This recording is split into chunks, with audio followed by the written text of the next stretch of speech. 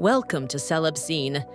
After founding Bad Boy Records in 1993, Sean P. Diddy Combs emerged as a prominent figure in hip-hop and R&B, known for hosting exclusive events, including a renowned annual 4th of July white party. His gatherings became highly sought after, drawing significant attention from celebrities.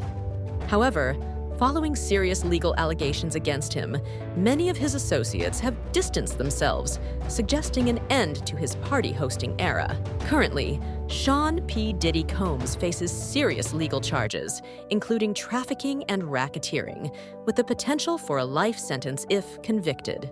3,285 people have reached out to him, claiming to be victims of Sean P. Diddy Combs, and he says after some vetting, he is now representing 120 of those people who will bring civil lawsuits against P. Diddy. Reflecting on past parties, one attendee described them as intriguing, yet not as glamorous as rumored, noting that even at a young age, he was aware of the private nature of Diddy's lifestyle. According to prosecutors, Combs would often record his victims without their knowledge, while forcing them to participate in what he called freak-offs. These elaborate sex performances were orchestrated by Combs, who would direct, masturbate, and often record the proceedings. Combs's associates would book hotel rooms, supply the necessary materials, and arrange travel for both the victims and sex workers. Following these sessions, IVs were administered to both Combs and the victims to aid in recovery from the physical exertion and drug use. In a 2002 interview with Conan O'Brien, Sean P. Diddy Combs discussed the essential elements of his parties, highlighting the importance of attractive guests and alcohol, along with the unique absence of air conditioning to create a relaxed atmosphere. Doing the wrong things. Wrong thing, okay. This is what you need to do.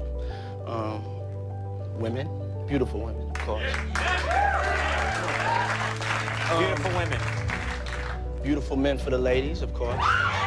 We need alcohols. Right. Alcohols. Right.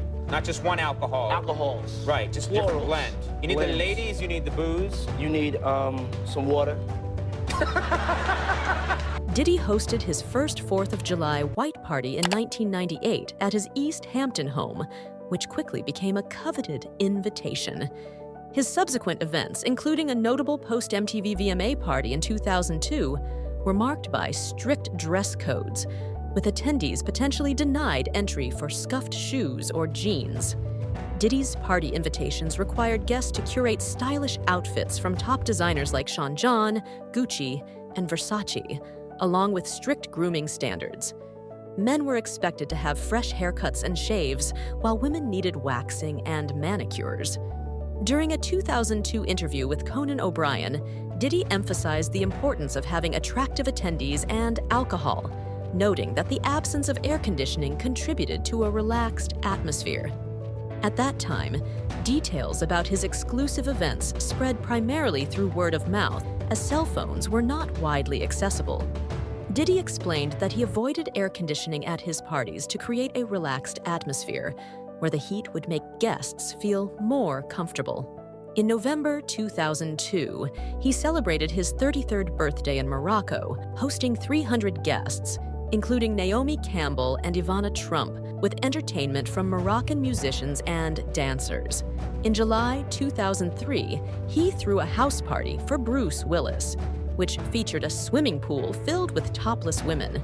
Reports indicate the party continued into the early morning, ending with breakfast served by Diddy.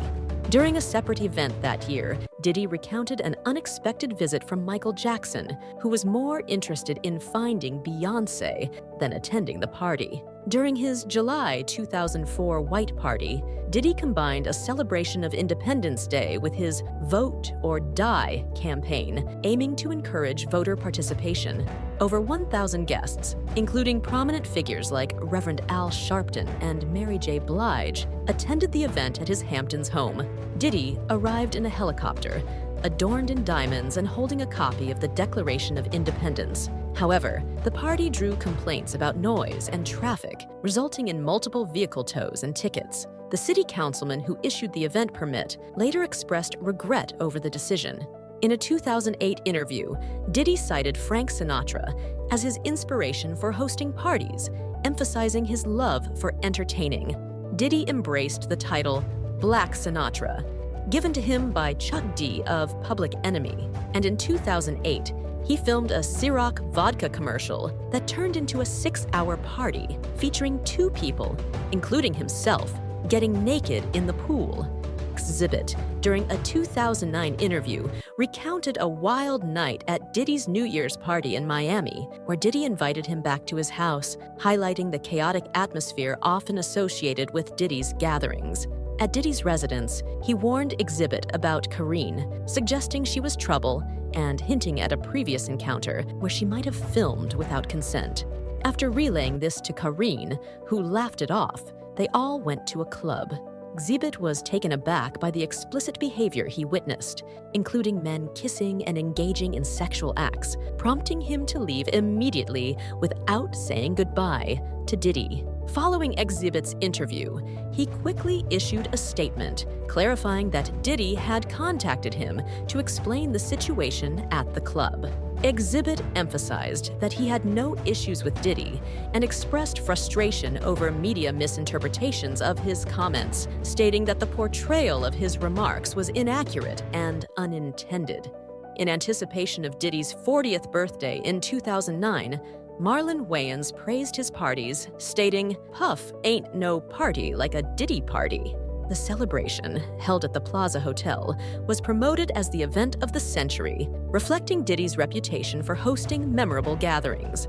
A man named Bronson Van Wyck, who has organized events for the Obamas and the Clintons, was in charge of ironing out all of Diddy's party details. Bronson told W Magazine that every party starts off with Diddy giving his vision for the night, and then they go through and decide the flow and how they want guests to experience the event. He said Diddy was big on hospitality. There were always 3 to 4 times as many staff as there were guests. Bronson described the theme for his 40th birthday as being focused on the sensual over the overtly sexual, the exponential, not the spectacle. Yep, sounds freaky to me. In December 2010, Diddy's trio Dirty Money released the album Last Train to Paris. To celebrate, Diddy threw a huge album release party at the London NYC Hotel. According to online outlets, Diddy told hotel managers he only invited 20 guests to his 2,500 square foot hotel room for an intimate gathering. However, the crowd surged to more than 200 guests, including Kevin Hart.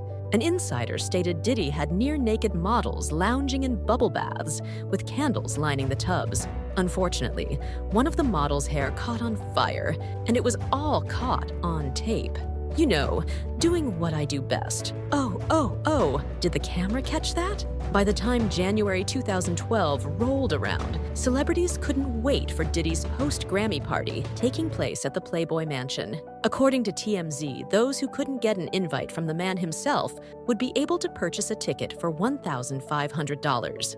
For those who wanted the VIP treatment, they would need to shell out $50,000. The VIP package included admission for up to 20 people, 2 cabanas, free bottle service, an open bar, buffet dinner, and 15 female models. In an interesting twist, all the proceeds from the event went to a foundation that assisted children with AIDS and other chronic illnesses worldwide. A couple of weeks after his post-Grammy party, Diddy threw another party, this time to celebrate the 20th anniversary of the MGM Grand Casino in Mashantucket, Connecticut. He invited all his famous friends, but around 2 a.m., things got a bit messy. Ebony magazine detailed a decade of controversy surrounding Sean Diddy Combs, exposing a pattern of disturbing behavior and allegations. From physical altercations to sexual misconduct, Diddy's once glittering image began to tarnish. In 2013, Diddy's ex-partner, Kim Porter, faced a lawsuit from their former nanny, who accused her of substance abuse around their young twin daughters. The nanny claimed to have witnessed the twins covered in a white powdery substance and discovered a bag containing drugs in the back seat. Porter settled the case out of court. Diddy's extravagant parties also came under scrutiny. In a 2014 episode of Keeping Up with the Kardashians, Khloe Kardashian described one of Diddy's events as a chaotic scene with half the attendees naked. In 2015, Diddy faced backlash for crashing his son's college party naked, jumping from the roof into the pool. His actions caused embarrassment and upset for his son. In 2017, Diddy's former personal chef accused him of sexual harassment, forced labor, and demanding her to serve him food during his sexual encounters. The chef claimed to have been fired after complaining about the working conditions. The tragic passing of Kim Porter in 2018 further impacted Diddy's life. He struggled to cope with her loss and postponed his 50th birthday celebration. In 2023, Diddy's ex-girlfriend, Cassie, filed a civil lawsuit against him, alleging human trafficking and forced participation in freak-offs. Cassie claimed Diddy coerced her into engaging in sexual acts with other men while he watched. Following Cassie's allegations, more victims came forward, including Diddy's bandmate and a former producer. They accused Diddy of taking advantage of them, forcing them to watch explicit videos, and even recruiting underage girls for his parties. In March 2024, Diddy's homes were raided, and authorities seized thousands of bottles of baby oil and lube, corroborating Cassie's claims about the use of these items during his freak-offs. In September 2024, Diddy was arrested on charges of sex trafficking, racketeering, and conspiracy. His arrest sent shockwaves through the entertainment industry, and numerous individuals, including victims and industry insiders, came forward with their own allegations against him. As the investigation continues, it remains to be seen what the full extent of Diddy's alleged crimes will be and whether he will face justice for his actions. Thank you for joining us today for this expose on the disturbing allegations against Sean Combs. Don't forget to like, subscribe, and hit the notification bell to stay updated on the latest developments in this case.